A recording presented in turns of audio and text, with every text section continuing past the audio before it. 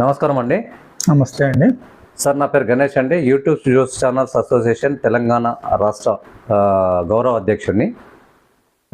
ఈరోజు మనము ఇక్కడ శ్రీ సత్యసాయి సమాజ సేవా ట్రస్ట్కు రావడం జరిగింది. ఇక్కడ ప్రముఖులైన మన కేవి సుబ్బారావు గారు ట్రస్ట్ సెక్రటరీ కమ్ ఫౌండర్ గారు మన మధ్యలో ఉన్నారు. ఈ ట్రస్ట్ పెట్టడానికి అనుభూతి ఏంటో తన ద్వారా అడిగి తెలుసుకుందాం. సంతోషం అండి, మీరందరూ ఇక్కడ రావటం, మా దగ్గర ఇక్కడ రెసిడెంట్గా ఉండటం మా అందరికీ చాలా ఆనందదాయకము. 2000 సంవత్సరంలోనండి మేము రేపల్లెవాడ అని ఒక పల్లెటూరుకి మెడికల్ క్యాంప్ పెట్టాం. ఈ ట్రస్ట్ స్థాపించే ముందు కూడా మేము సర్వీసులు యాక్టివిటీస్ చేస్తుండేవాళ్ళం.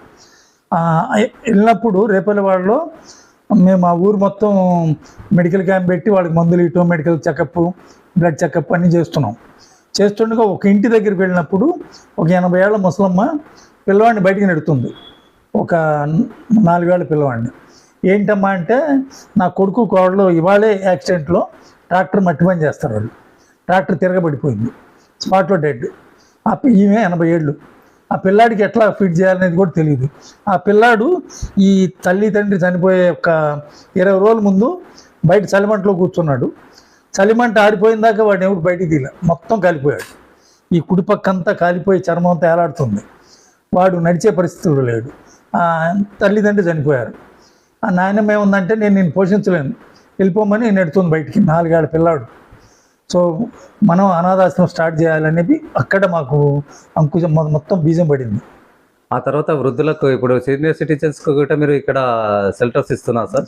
వాళ్ళ ద్వారా సీనియర్ సిటిజన్స్కు ఏ రకంగా వాళ్ళు సాటిస్ఫాక్షన్ అంటే తృప్తిగా అనిపిస్తుంది? మీరు చేస్తున్న సేవల్లో మీకు ఎలాంటి తృప్తిని పొందుతున్నారు? తల్లిదండ్రులండి ఈ మధ్య సమాజంలో ఎక్కువగా నెగ్లెక్ట్ చేస్తున్నారు. కొంతమంది ఆర్థిక స్తోమత లేక, కొంతమంది మా తల్లిదండ్రులకి కోడలకి పడక, మరి రకరకాల అనివార్య కారణాల వల్ల వాళ్ళ ఇంట్లో నుంచి బయటికి గెంటివై పడుతున్నారు. అలాంటి వాళ్ళని తీసుకొచ్చి ఒక ఆహ్లాదకరమైన వాతావరణంలో వాళ్ళు కోరే విధంగా తిండి పెట్టి చనిపోయే వరకు మేము ఉచితంగా చూస్తామండి.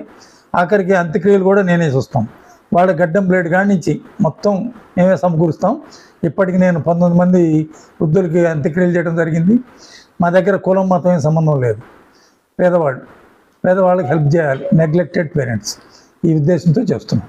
మీరు చేస్తున్న ఈ మీ ఉద్దేశపూర్వకంగా ఏదైతే చేస్తున్నారో వాళ్ళకి ఇచ్చే సౌకర్యాలు, ఫుడ్, బెడ్ ఏదైనా కానీ, మెడికల్ కానీ అవన్నీ చేస్తున్నారు కదా సార్. వీటన్నిటికీ ఎవరైనా డోనర్ ఉన్నారా, లేదంటే మీరు స్వయంగా మీరే ఏమైనా చేస్తున్నారా? ఇది చారిటబుల్ ట్రస్ట్ అండి. ఒక 15 మంది సభ్యులతో డాక్టర్ నాగరాజు గారి చైర్మన్ ఆధ్వర్యంలో స్థాపించడం జరిగింది 2004లో. దీనికి మేము మెంబర్స్ డొనేట్ చేసుకుంటాం ప్రతి నెల. బయట నుంచి ఎవరి దగ్గర మేము అడగకూడదు అనేది మా బైలాస్. వాళ్ళు ఎవరైనా వచ్చి డోనర్స్ వాలంటీర్కి వస్తే మాకు ట్యాక్స్ ఎగ్జంప్షన్ 80G ఉన్నది. మేముగైతే బయటికి పోయి బజార్లో చందాలు ఇవ్వండి అని అడగటం అనేది ఇంతవరకు జరగలేదు. గత 21 ఏళ్ళ నుంచి ఇలాగే నడుపుతున్నాం. తక్కువైతే మేము వేసుకోవటం తప్ప బయటికి పోయి అడగటం లేదు. వాలంటీర్కి వచ్చిన వాళ్ళకి మాత్రమే తీసుకుంటాం.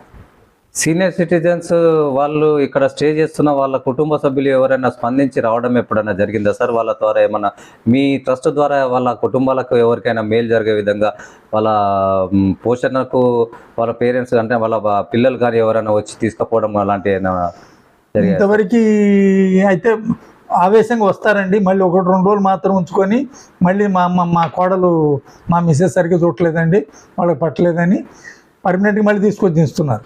కంటిన్యూగా ఇక్కడికి వచ్చినాక వెనక్కి తీసుకెళ్ళి ఉంచుకుంటా ఉన్న వాళ్ళు అయితే లేరు. ఫ్యూ డేస్ మాత్రమే ఉంచుతున్నారు, పర్మనెంట్గా తీసుకెళ్ళటం ఎవరు లేరు. సో మిత్రులరా, ఇది చూసారు కదా, ఇదండి మనకు సీనియర్ సిటిజన్స్కు ఈ మన ప్రతి చోట జరుగుతున్న వాళ్ళకు ఒడిదుడుకులు ఏ విధంగా జరుగుతున్నాయంటే శ్రీ సత్యసాయి సమాజ సేవా ట్రస్ట్ ద్వారా మనం ఈరోజు తెలుసుకోవడం జరిగింది. దాంతోపాటు ఆ ట్రస్ట్ యొక్క అనుభూతులు గిట్ట మనం తెలుసుకోవడం జరిగింది. ఇంకా ఏ కార్యక్రమాలు చేయాలని అనుకుంటున్నారో, మళ్ళీ సమాజానికి ఎలాంటి సమాచారం అందించాలనుకుంటున్నారో సార్ సుబ్బారావు గారిని మళ్ళీ తెలుసుకుందాం. 2004లో స్థాపించినప్పుడు అండి, తల్లిదండ్రులు ఇద్దరు లేని పిల్లలు, సింగిల్ పేరెంట్ ఉన్న పేద పిల్లలను తీసుకున్నామండి. కులం మతంతో సంబంధం లేదు. వాళ్ళు ఉద్యోగాలు వచ్చిన దాకా టోటల్గా బాగా చదివే వాళ్ళు ఉన్న ప్రైవేట్ స్కూల్స్లో ఉన్నారు. ఇప్పటికీ 5గురు సెటిల్ అయ్యారండి. ఒక అబ్బాయి సింగరేణిలో మేనేజర్ అయ్యాడు, ఒక అబ్బాయి హెడోవర్మెన్ అయ్యాడు, ఒక అబ్బాయి ఉండేలో సర్వీస్ ఇంజనీర్ అయ్యాడు, ఇంకో 2 పిల్లలు సాఫ్ట్వేర్. ఇప్పటికి 5గురు పిల్లలు మా దగ్గర నుంచి వచ్చిన వాళ్ళు ఉద్యోగాలు చేరారు. మిగతా వాళ్ళు వివిధ క్లాసుల్లో ఉన్నారు. బాగా చదువుకోగలిగితే మేము వాళ్ళు ఒక్క మెడిసిన్ తప్ప ఏ కోర్స్ అయినా చదివిస్తాం. సీనియర్ సిటిజన్స్ కోసము మీరు సమాజంలో మీ వాయిస్ ఏ రకంగా ఏ విధంగా చెప్పాలనుకుంటున్నారు సార్? ఇలాంటి వాళ్ళు ట్రస్ట్లోకి వచ్చి ఉంటున్నారు కదా, వాళ్ళ పిల్లలకు కానీ మీరు ఏ విధమైన సమాచారం ఇవ్వాలనుకుంటున్నారు? అంటే మీ ద్వారా ఏం చెప్పాలనుకుంటున్నారు? నేనేమంటున్నానంటే, మీకు ఆర్థిక స్తోమత ఉండి పోషించగలిగే స్తోమత ఉంటే భార్యని, కుటుంబ సభ్యుల్ని, మిగతా వాళ్ళని కన్విన్స్ చేసి వాళ్ళ ఇళ్లలో ఉంటేనే న్యాయం జరుగుతుంది. లేదు మా దగ్గరకు వచ్చాం, మేము కూడా అదే ప్రేమతో ఆప్యాయతతో ఇక్కడ మేము అన్ని ఏర్పాట్లు చేస్తున్నాం. సీనియర్ సిటిజన్స్కి వేరే ప్రత్యేకంగా వంట ఉన్నది. వాళ్ళు ఏం కావాలో టిఫిన్లు, భోజనాలు వాళ్ళ చాయిసే. నేను ఏది వాళ్ళకి ఈ టిఫిన్ చేయాలి, ఈ భోజనం కాదు, ఇవాళ ఏం టిఫిన్ తినాలో వాళ్ళే డిసైడ్ చేసుకొని వంటానికి చెప్తారు. అలా చేస్తాం. వీళ్ళందరికీ అటాచ్డ్ వెస్ట్రన్ బాత్రూమ్స్, రూమ్కి 2 లేక 3 ఉంటారు. వీళ్ళకి గడ్డం బ్లేడ్ కాడి నుంచి మొత్తం ఫ్రీ. వాళ్ళ దగ్గర నుంచి ఏం వసూలు చేయడం జరగదు. చనిపోయిన వాళ్ళకి అంత్యక్రియలు కూడా నేనే చేస్తాను. వాళ్ళకి ఏ విధమైన బరువు బాధ్యత లేకుండా ప్రశాంతమైన వాతావరణంలో ఉంటారు. వాళ్ళకి టీవీ ఉన్నది, లైబ్రరీ ఉన్నది, న్యూస్ పేపర్ వస్తుంది. వాళ్ళు ఇక్కడ తిరగాలంటే పిల్లల దగ్గర పోయి పిల్లలతో టైం స్పెండ్ చేయొచ్చు. ఇదే క్యాంపస్లో ఒక 2-3 నెలల్లో మహిళలకు కూడా వృద్ధాశ్రమం మొదలెట్టబోతున్నాం. ఇప్పుడు అనాథాశ్రమం ఉంది, వృద్ధులకి మగవాళ్ళకి ఉన్నది, వృద్ధుల ఆడవాళ్ళు కూడా స్టార్ట్ చేస్తాము. వృద్ధులు కలిపి ఒక 40 మంది ఉన్నారండి. ఈ అనాథాశ్రమంతో పాటు ఈ వృద్ధాశ్రమంతో పాటు సమాజంలో ఈ వృద్ధుల పట్ల తల్లిదండ్రులని ఏ రకంగా చూడాలి అనే ఏదన్నా మీరు సమాజానికి ఏమైనా సమాచారం ఇవ్వాలనుకుంటున్నారా సార్? నా అనుభవం ఏంటంటే, గత 21 ఏళ్ళ నుంచి ఆశ్రమం నడుపుతున్నాము. వృద్ధులు మళ్ళీ ఒకసారి చిన్నపిల్లలాగా మారం చేస్తారు, చిన్న ఆటకు అలుగుతారు. వీటన్నిటికీ కుటుంబ సభ్యులే వాళ్ళని లాలించి బుద్ధగించి చిన్నపిల్లలాగా ట్రీట్ చేస్తూ వాళ్ళు కోరిన విధంగా వాళ్ళ కోరికలు కూడా వింతగా ఉంటాయి. అవన్నీ మనం ఓర్పుతోటి దగ్గర తీసుకొని వాళ్ళ కష్టాలు ఏం పడకుండా వాళ్ళు బాగా చూడటం అనేది కుటుంబ సభ్యుల మినిమం బాధ్యత. ధన్యవాదాలు సార్. Thank you. ఇప్పుడు సార్, మన సుబ్బారావు గారు ఈ వృద్ధుల కోసం చెప్పిన సమాచారంలో వృద్ధులకు సమాజంలో జరుగుతున్న అన్యాయం ఏ రకంగా వాళ్ళ కుటుంబ సభ్యులు, పిల్లలు ఏ రకంగా ఆదరిస్తున్నారు, ఏ రకంగా దూరం పెడుతున్నారు అనేది మనం తెలుసుకున్నాం. అదేవిధంగా ఇప్పుడు ఇక్కడ ఉంటున్న సీనియర్ సిటిజన్స్ గిట్ట ఒక విధంగా వాళ్ళ అనుభూతులను గిట్ట కనుక్కొని వాళ్ళని గిట్ట చేసుకుందాం ఒకసారి. ఇప్పుడు వాళ్ళ మాటలు గిట్ట చూడండి. దీంతో పాటు మేము ఇంకా వేరే సర్వీసులు కూడా మేము ఒకసారి ఒక 1 మినిట్ చెప్తానండి. కరోనా టైంలో రోజుకు 200 ప్యాకెట్లు ఫుడ్ ప్యాకెట్లు ఉండి ఇవన్నీ గవర్నమెంట్ వాళ్ళకి బ్యాన్ చేసింది. ఇళ్ళకి వెళ్ళకుండా వాళ్ళకి డోర్ స్టెప్లు అట్లా వదిలేసి వచ్చేవాళ్ళం అండి. కరోనా అన్ని రోజులు ప్రతిరోజు 200 ప్యాకెట్లు వండిచ్చాం. ఇది కాక ఎయిడ్స్ బాగా వృద్ధులై బయటికి అడుకోవడానికి ఎక్కడికి వెళ్ళలేని వాళ్ళకి మేము ప్రతి నెల గత 15 సంవత్సరాల నుంచి నెలకు సరిపోని రేషన్, మా సాంబ మసూరు బియ్యము, ఆయిల్, చింతపండు, కందిపప్పు, అట్లా ఎంతమంది అయితే బెడ్ రిడన్ ఉన్నారో వాళ్ళకి ప్రతి నెల ఫస్ట్ సండే ఇస్తాం. ఇది కాక 4 మానసిక వికలాంగులు ఉన్నారండి. వాళ్ళకి ప్రతిరోజు వండిన ఫుడ్డు ఒక మనిషిని పెట్టాము. వాళ్ళు ఎక్కడ ఉంటాడో అక్కడ 2 పూట్ల భోజనం ఇచ్చి వస్తాడు. ఆ విధంగా సేవ చేస్తాం. ఇది కాక బాగా రిమోట్ విలేజ్ ఎక్కడైతే గవర్నమెంట్ పథకాలు అందుబాటులో లేవో అక్కడ మెడికల్ క్యాంప్స్ పెడతాము. అక్కడ స్పెషలిస్ట్ డాక్టర్ని తీసుకెళ్తాము. బ్లడ్ టెస్ట్ అన్నీ చేసి వాళ్ళకి కావాల్సిన అన్ని వైద్యాలు మేము అందిస్తాము. అప్పుడప్పుడు క్యాన్సర్ క్యాంప్ పెడతాము.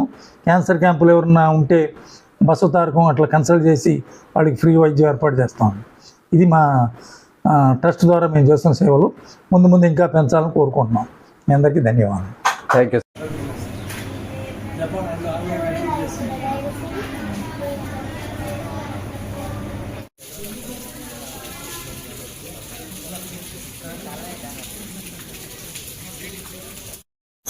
సత్యసాయి సమాజ సేవ ట్రస్ట్కి ఇక్కడ ఉంటున్న సీనియర్ సిటిజన్స్ మధ్యలో ఉన్నాం. సీనియర్ సిటిజన్స్ ఇక్కడ ఉంటున్న ఈ ఆశ్రమంలో వారి యొక్క అనుభూతులు చెప్తారు. సార్ నమస్కారం సార్. సార్ మీ పేరు? నా పేరు వెంకటేశ్వరరావు. సార్ ఇక్కడ ఈ ట్రస్ట్లో ఉంటున్న నుండి అంటే మీరు ఎన్ని సంవత్సరాల నుండి ఉంటున్నారు సార్ ఇక్కడ? 5 సంవత్సరాలు. ఇక్కడ మీకు ఈ సంస్థలో మీకు మీ అనుభూతులు కొంచెం చెప్పండి సార్. మాకు అన్ని మంచిగా ఉంది సార్. మీకు ఇక్కడ సదుపాయాలు ఏ రకంగా ఉంటాయి సార్? సదుపాయాలు, భోజన సదుపాయం ఉన్నది, వస్త్ర సదుపాయం ఉన్నది, వైద్య సదుపాయం ఉన్నది. అన్ని మాకు అనుకూలంగానే ఉన్నాయి. అన్ని సదుపాయాలు బాగానే ఉన్నాయి మాకు. దీని ద్వారా మీ కుటుంబంలో నుండి ఎవరైనా పిల్లలు పరామర్శించడానికి కానీ మీ నుండి మీరు మళ్ళీ మా ఇంటికి రండి అని చెప్పేసి చెప్పడానికి కానీ ఇలాంటి ఏమైనా సమాచారాలు వచ్చాయా సార్? నాకంటే పిల్లలు లేరు, పిల్లలకి ఎవరు లేరు. ఒక్కడనే భార్య చనిపోయింది. నేనే కాకినా. సార్ సార్ సో ఇక్కడ ఉన్న వాళ్ళంతా దాదాపు 5 సంవత్సరాలు, 6 సంవత్సరాలు, 10 సంవత్సరాల నుండి ఇక్కడ ఉంటున్నామని చెప్తున్నారు.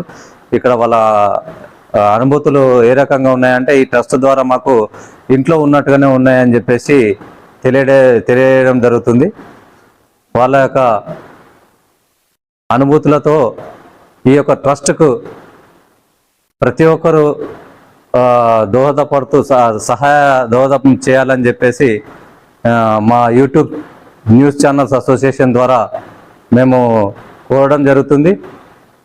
ఈ యొక్క సీనియర్ సిటిజన్స్కు కానీ మన అనాథ పిల్లలకు కానీ ఎవరైనా డోనర్స్ అందరికీ మేమందరం మా అసోసియేషన్ ద్వారా ఒక విన్నపం, అందరూ ఈ యొక్క ట్రస్ట్కు ఉపయోగపడే విధంగా వాళ్ళకు సహాయ సహకారాలు అందరూ అందించాలని చెప్పేసి తెలియజేస్తూ